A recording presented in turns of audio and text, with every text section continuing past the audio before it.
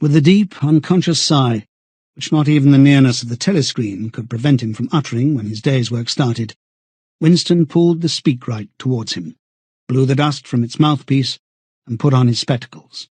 Then he unrolled and clipped together 4 small cylinders of paper, which had already flopped out of the pneumatic tube on the right-hand side of his desk. In the walls of the cubicle there were 3 orifices.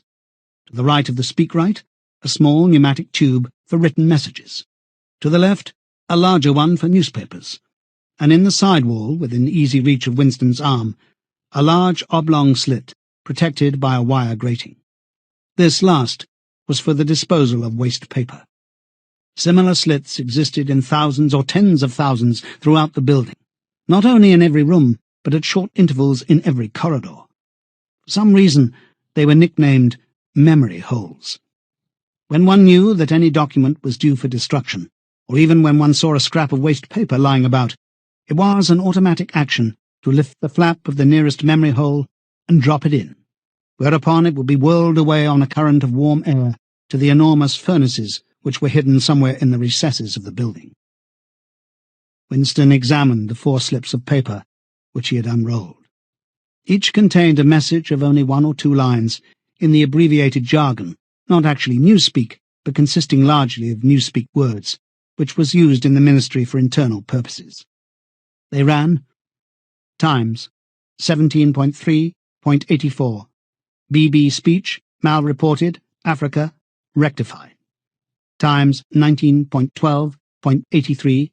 Forecasts 3YP, 4th quarter, 83 misprints, verify current issue. Times, 14.2.84. Mini plenty, mal-quoted, chocolate, rectify. Times 3.12.83. Reporting BB day order, double plus ungood, refs unpersons, rewrite, full-wise upsub, anti-filing. With a faint feeling of satisfaction, Winston laid the 4th message aside. It was an intricate and responsible job, and had better be dealt with last. The other 3 were routine matters, though the second one would probably mean some tedious wading through lists of figures. Winston dialed back numbers on the telescreen and called for the appropriate issues of the Times, which slid out of the pneumatic tube after only a few minutes' delay. The messages he had received referred to articles or news items which, for one reason or another, it was thought necessary to alter, or, as the official phrase had it, to rectify. For example, it appeared from the Times of the 17th of March that Big Brother, in his speech of the previous day, had predicted that the South Indian front would remain quiet, but that a Eurasian offensive would shortly be launched in North Africa. As it happened, the Eurasian Higher Command had launched its offensive in South India and left North Africa alone. It was therefore necessary to rewrite a paragraph of Big Brother's speech in such a way as to make him predict the thing that had actually happened.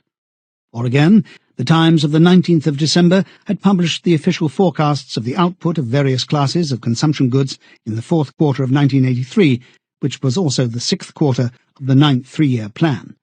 Today's issue contained a statement of the actual output, from which it appeared that the forecasts were, in every instance, grossly wrong. Winston's job was to rectify the original figures by making them agree with the later ones. As for the 3rd message, it referred to a very simple error which could be set right in a couple of minutes. As short a time ago as February, the Ministry of Plenty had issued a promise, a categorical pledge were the official words, that there would be no reduction of the chocolate ration during 1984. Actually, as Winston was aware, the chocolate ration was to be reduced from 30 grams to 20 at the end of the present week. All that was needed was to substitute for the original promise a warning that it would probably be necessary to reduce the ration at some time in April. As soon as Winston had dealt with each of the messages, he clipped his speak-written corrections to the appropriate copy of the Times and pushed them into the pneumatic tube. Then, with a movement which was as nearly as possible unconscious, he crumpled up the original message and any notes that he himself had made and dropped them into the memory hole to be devoured by the flames. What happened in the unseen labyrinth to which the pneumatic tubes led, he did not know in detail, but he did know in general terms. As soon as all the corrections, which happened to be necessary in any particular number of the Times, had been assembled and collated, That number would be reprinted, the original copy destroyed, and the corrected copy placed on the files in its stead. This process of continuous alteration was applied not only to newspapers, but to books, periodicals, pamphlets, posters, leaflets, films, soundtracks, cartoons, photographs, to every kind of literature or documentation which might conceivably hold any political or ideological significance. Day by day, and almost minute by minute, the past was brought up to date. In this way, every prediction made by the party could be shown by documentary evidence to have been correct, nor was any item of news or any expression of opinion which conflicted with the needs of the moment ever allowed to remain on record. All history was a palimpsest, scraped clean and reinscribed exactly as often as was necessary. In no case would it have been possible, once the deed was done, to prove that any falsification had taken place.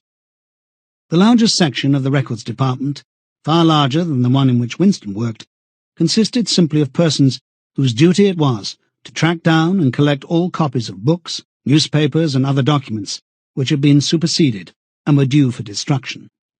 A number of the Times, which might, because of changes in political alignment or mistaken prophecies uttered by Big Brother, have been rewritten a dozen times, still stood on the files bearing its original date, and no other copy existed to contradict it.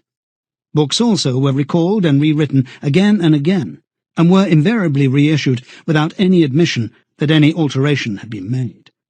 Even the written instructions which Winston received, and which he invariably got rid of as soon as he had dealt with them, never stated or implied that an act of forgery was to be committed. Always the reference was to slips, errors, misprints, or misquotations, which was necessary to put right in the interests of accuracy. But actually, he thought, as he readjusted the Ministry of Plenty's figures, it was not even forgery. It was merely the substitution of one piece of nonsense for another.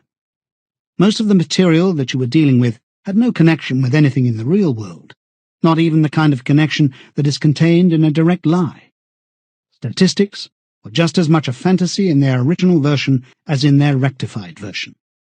A great deal of the time, you were expected to make them up out of your head. For example, the Ministry of Plenty's forecast had estimated the output of boots for the quarter at 145 million pairs. The actual output was given as 62 millions. Winston, however, in rewriting the forecast, marked the figure down to 57 millions, so as to allow for the usual claim that the quota had been overfilled. In any case, 62 millions was no nearer the truth than 57 millions, or than 145 millions. Very likely, no boots had been produced at all. Likelier still, nobody knew how many had been produced, much less cared. All one knew was that every quarter astronomical numbers of boots were produced on paper, while perhaps half the population of Oceania went barefoot. And so it was with every class of recorded fact, great or small.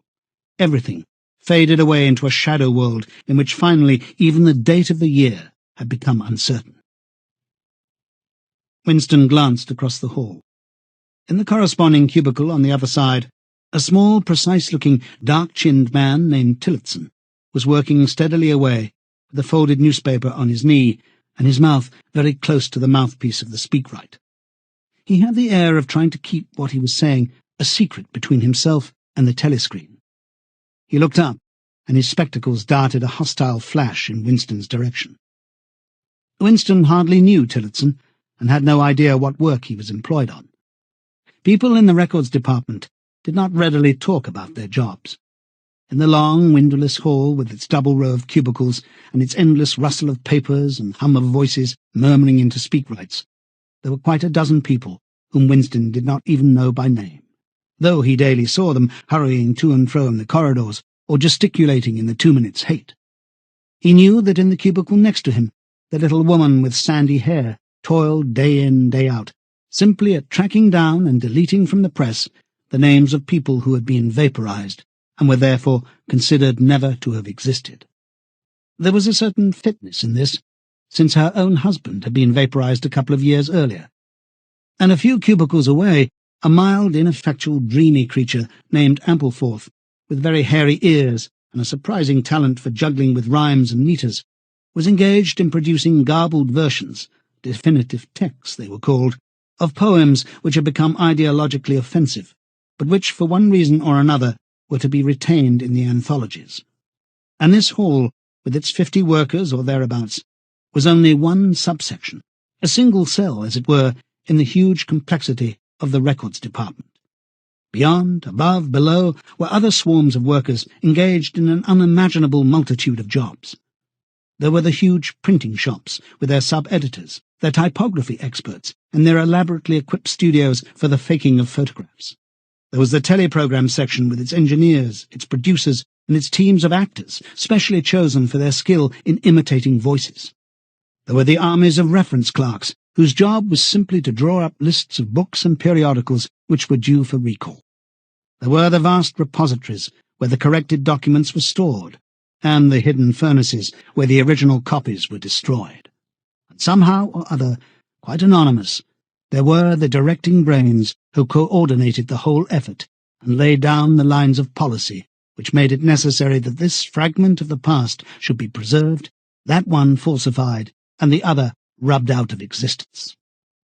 And the records department, after all, was itself only a single branch of the Ministry of Truth, whose primary job was not to reconstruct the past, but to supply the citizens of Oceania with newspapers, films, textbooks, telescreen programs, plays, novels, with every conceivable kind of information, instruction, or entertainment, from a statue to a slogan, from a lyric poem to a biological treatise, and from a child's spelling book to a Newspeak dictionary.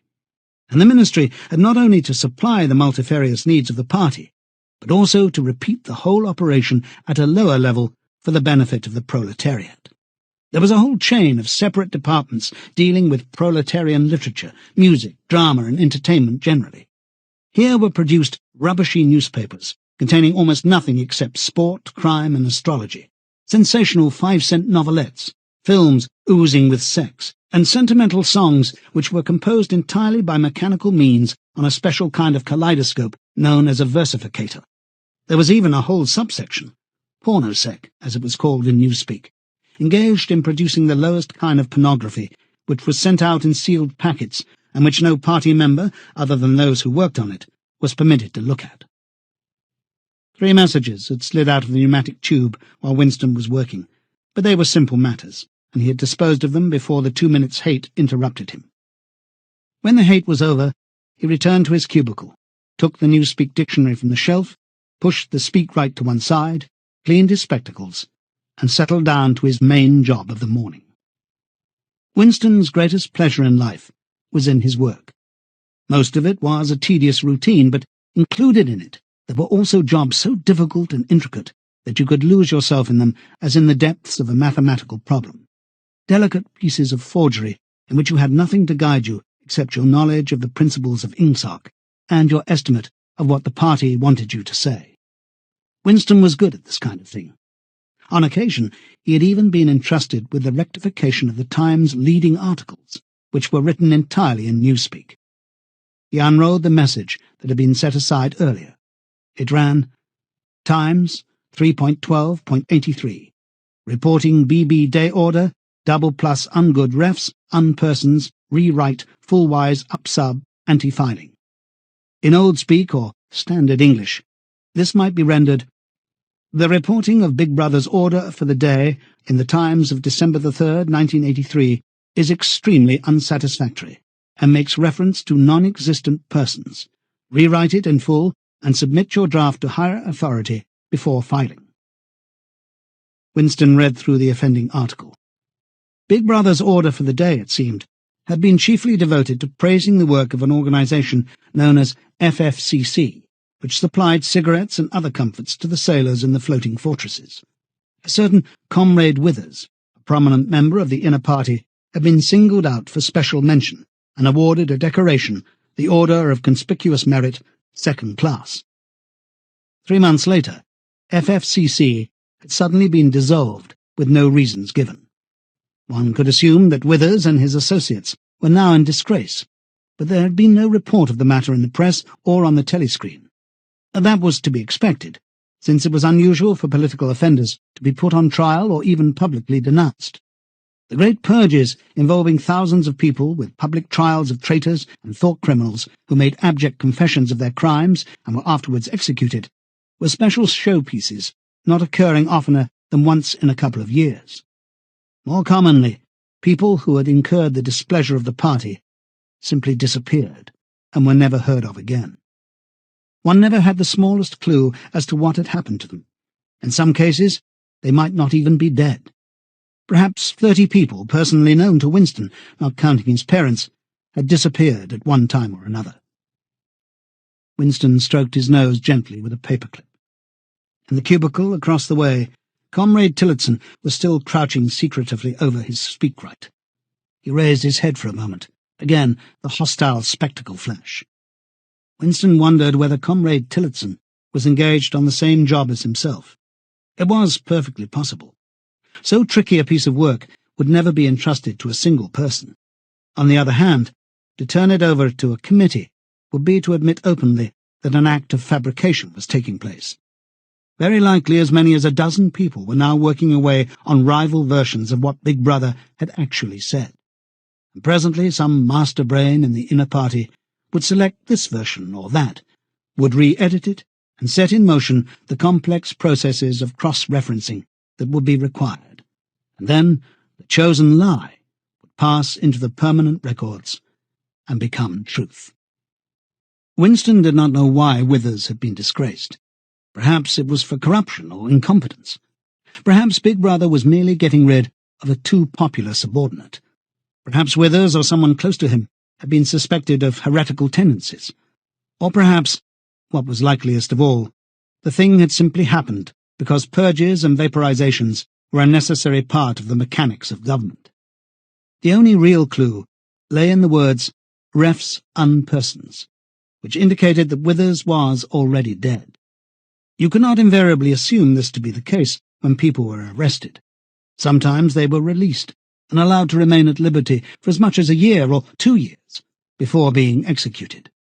Very occasionally, some persons whom you would believe dead long since would make a ghostly reappearance at some public trial where he would implicate hundreds of others by his testimony before vanishing, this time forever. Withers, however, was already an unperson. He did not exist. He had never existed. Winston decided that it would not be enough simply to reverse the tendency of Big Brother's speech. It was better to make it deal with something totally unconnected with its original subject. He might turn the speech into the usual denunciation of traitors and thought criminals, but that was a little too obvious. While to invent a victory at the front or some triumph of overproduction in the 9th three-year plan might complicate the records too much.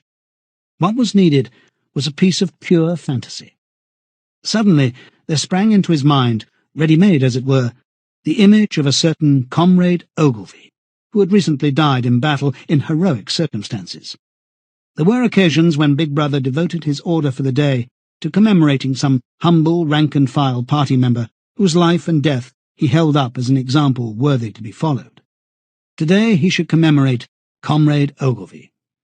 It was true that there was no such person as Comrade Ogilvy, but a few lines of print and a couple of faked photographs would soon bring him into existence.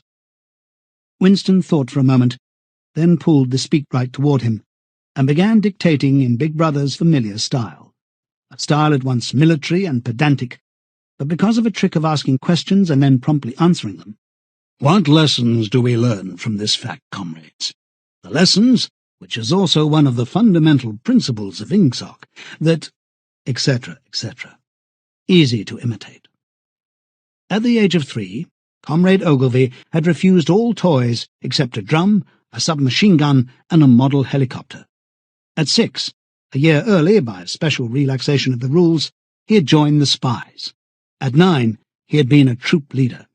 At 11, he had denounced his uncle to the Thought Police after overhearing a conversation which appeared to him to have criminal tendencies. At 17, he had been a district organizer of the Junior Anti-Sex League. At 19, he had designed a hand grenade which had been adopted by the Ministry of Peace and which, at its first trial, had killed 31 Eurasian prisoners in one burst. At 23, He had perished in action. Pursued by enemy jet planes while flying over the Indian Ocean with important dispatches, he had weighted his body with his machine gun and leapt out of the helicopter into deep water, dispatches and all. An end, said Big Brother, which it was impossible to contemplate without feelings of envy. Big Brother added a few remarks on the purity and single-mindedness of Comrade Ogilvy's life. He was a total abstainer and a non-smoker, had no recreations except a daily hour in the gymnasium, and had taken a vow of celibacy, believing marriage and the care of a family to be incompatible with a 24-hours-a-day devotion to duty. He had no subjects of conversation except the principles of Ingsoc, and no aim in life except the defeat of the Eurasian enemy and the hunting down of spies, saboteurs, thought criminals, and traitors generally. Winston debated with himself whether to award Comrade Ogilvy the Order of Conspicuous Merit, and in the end he decided against it, because of the unnecessary cross-referencing that would entail. Once again he glanced at his rival in the opposite cubicle. Something seemed to tell him with certainty that Tillotson was busy on the same job as himself. There was no way of knowing whose version would finally be adopted, but he felt a profound conviction that it would be his own. Comrade Ogilvy, unimagined an hour ago, was now a fact. It struck him as curious that you could create dead men, but not living ones. Comrade Ogilvy, who had never existed in the present, now existed in the past, and when once the act of forgery was forgotten, he would exist just as authentically and upon the same evidence as Charlemagne or Julius Caesar.